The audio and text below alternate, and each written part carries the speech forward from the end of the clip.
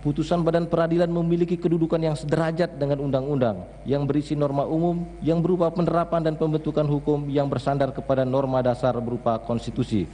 Oleh karena itu, baik penetapan maupun putusan pengadilan dapat dijadikan sebagai dasar hukum untuk dapat melakukan kegiatan hukum baik di dalam lapangan hukum publik maupun lapangan hukum perdata.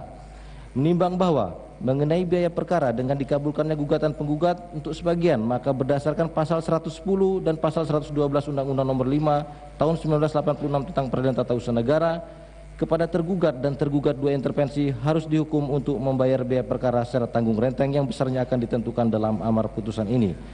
Menimbang bahwa dengan memperhatikan segala sesuatu yang terjadi dalam pemeriksaan persidangan, maka sesuai dengan ketentuan pasal 107 Undang-Undang Nomor 5 Tahun 1986, pengadilan menentukan apa yang harus dibuktikan, membagi beban pembuktian beserta penilaian pembuktian.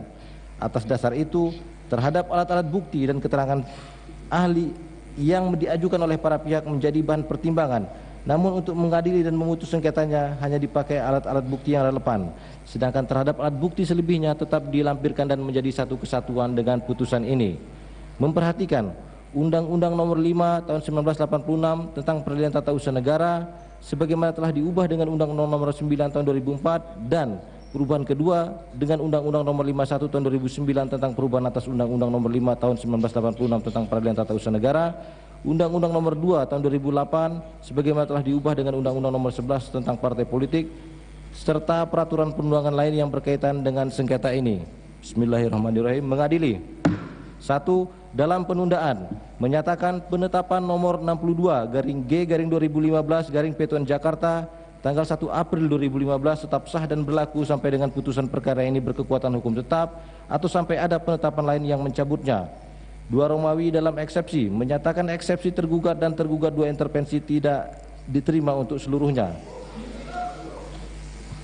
3 Romawi dalam pokok sengketa. 1. Mengabulkan gugatan penggugat untuk sebagian.